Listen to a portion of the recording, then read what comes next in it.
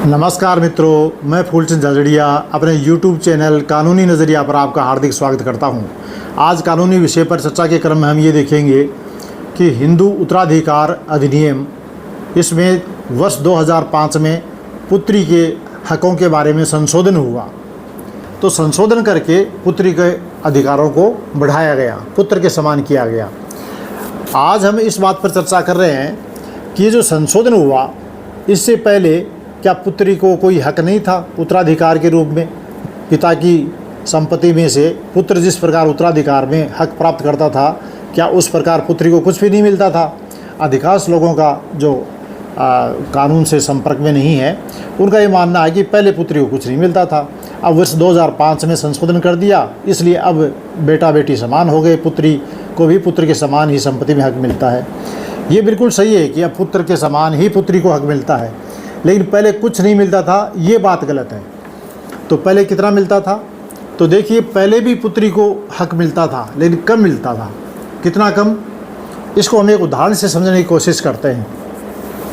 एक उदाहरण लेता हूँ मैं समझाने के लिए कि मान लीजिए पति और पत्नी हैं और उनके 3 संतान हैं, 1 पुत्र और 2 पुत्री। अब पति की मृत्यु वर्ष 2000 में हो जाती है, संशोधन 2005 में हुआ।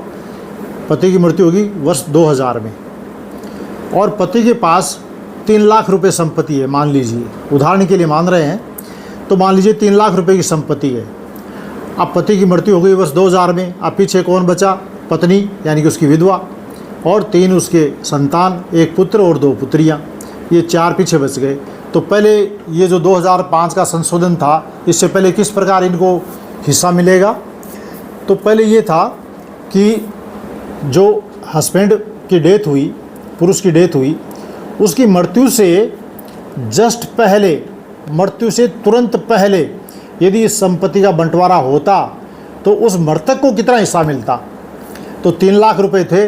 3 लाख रुपए में एक उसका खुद का, एक उसकी पत्नी का और एक उसके पुत्र का, 3 हिस्से हो गए, 1 तिहाई, 1 तिहाई, 1 तिहाई। ठीक है। और ये 2 पुत्रियाँ, इनको अभी कुछ नहीं मिलेगा। ठीक है। तो तीनों को 1-1 लाख रुपए मिले 3 लाख में से। अब ये जो पुरुष की मृत्यु हो गई, उसकी विधवा और पुत्र और 2 पुत्रियाँ, 4 जो पीछे बच गए, इन चारों को ये जो काल्पनिक बंटवारा किया कि मृत्यु से जस्ट पहले, मृत्यु से तुरंत पहले यदि बंटवारा होता 3 लाख रुपए का, तो उसको कितना हिस्सा मिलता? तो 1 लाख रुपया मिलता। तो उस 1 लाख रुपए में से अब इन चारों को बराबर मिलेगा। देखिए, यहाँ बराबर है, लेकिन किस में से बराबर है? उस बच्चों के जो पिता की मृत्यु हो गई, उस पिता के हिस्से में से। तो 1 लाख रुपए में से चारों को बराबर। 4 कौन? मरने वाले की विधवा, मरने वाले का पुत्र और मरने वाले की दोनों पुत्रियाँ, इन चारों को बराबर हिस्सा मिलेगा 1 लाख में से। तो कितना मिला? 25 हज़ार रुपये। तो मरने वाले की विधवा को 1 लाख रुपये और फिर 25,000 और मिल गए, पुत्र को 1 लाख रुपये और 25,000 और मिल गए, और इन दोनों पुत्रियों को केवल 25 हज़ार रुपये मिले। तो कुछ नहीं मिलता था, ऐसे नहीं है, मिलता था, लेकिन बराबर नहीं मिलता था, कम मिलता था। तो पुत्र और उसकी विधवा को तो मिले 1.25 लाख रुपये, और दोनों पुत्रियों को मिले 25 हज़ार रुपये। इस प्रकार 3 लाख रुपये का बंटवारा हुआ संशोधन से पूर्व के कानून के अनुसार। और अब जो संशोधन कर दिया, उसके पश्चात मान लो यही स्थिति हो, तो अब कितना मिलेगा? अब ये कर दिया कि जैसे इसकी मृत्यु 2015 में हुई, वर्ष 2015 में मृत्यु हुई, वही 3 लाख रुपये, और वही संतान है, 1 पुत्र और 2 पुत्रियाँ और उसकी विधवा। अब 2015 में ये निर्वसियती बनने के कारण, देखिए, वसियत करके मरता तो उत्तराधिकार का कोई प्रश्न ही पैदा नहीं होता है, वसियत के अनुसार निस्तारण होगा।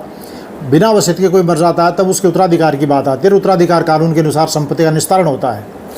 तो अब ये 3 लाख रुपए जो हैं, ये पीछे उसकी विधवा, 1 पुत्र और 2 पुत्रियाँ, 4 हैं, चारों में बराबर बराबर 75,000, 75,000, 75,000, ऐसे करके चारों के अंदर 3 लाख रुपए का बंटवारा हो जाएगा। और पहले वाले रीति से यदि हम बांटेंगे तो भी ये 75,000 ही आएंगे। मान लीजिए कि मृत्यु से पहले इसका बंटवारा होता संपत्ति का, तो 3 तो संतान और 2 खुद, 5 हो गए, तो 1/5 मिलता उसको। इस 1/5 को वापस 4 में बांट दो तो वो बात बराबर ही हुई। 60,000 और 15,000, वही 75,000 आ गए सबके। तो पहले जो हिस्सा मिलता था वो पिता की मृत्यु के पश्चात पिता के हिस्से में से पुत्र पुत्री को बराबर मिलता था। पुत्र के बराबर वैसे नहीं मिलता था कि जैसे उसके जीवन काल में पुत्र बंटवारा करवा रहा है तो पुत्र को जितना मिले उतना पुत्री को भी मिले, पुत्र को मिले उतना पुत्री को नहीं मिलता था। पहले मिलता था पिता के हिस्से में से बराबर हिस्सा, और अब मिलता है टोटल संपत्ति में से, कुल संपत्ति में से जितनी भी संपत्ति है उसमें से 1 रुपया भी पुत्र से पुत्री को कम नहीं मिलता। ये उत्तराधिकार का संशोधन के पश्चात का नियम है। दूसरा एक इसमें और परिवर्तन हुआ है, उत्तराधिकार अधिनियम जो है उसकी धारा 23, हिंदू उत्तराधिकार अधिनियम धारा 23, इसमें यह था कि जो निवास गृह है, रहने का घर है, आवासीय मकान है, उसमें पुत्री जब भी अपने ससुराल से पियर आए रह सकती है, रहने का उसका अधिकार है, रहने से उसको कोई रोक नहीं सकता था, लेकिन वो उसमें बंटवारा नहीं करवा सकती थी। ये था कि पुत्री बंटवारा नहीं करवाएगी, लेकिन पुत्र यदि बंटवारा करवाते तो पुत्री का भी हिस्सा उसमें तय किया जाता। तो ये कानून था।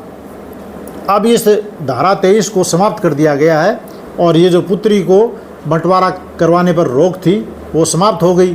तो अब बंटवारा का दावा पुत्री भी कर सकती है, अब इस पर कोई रोक नहीं है। तो इस प्रकार ये 2005 में जो संशोधन हुए उसका इस प्रकार का ये प्रभाव हिंदू उत्तराधिकार अधिनियम पर हुआ है। मैं समझता हूँ कि छोटा सा ये तथ्य मैंने आपके सामने रखा। आशा करता हूँ आपको ये वीडियो अच्छा लगा होगा। यदि अच्छा लगा हो तो आप इसे लाइक कीजिए, शेयर कीजिए, सब्सक्राइब कीजिए। बहुत बहुत धन्यवाद। नमस्कार।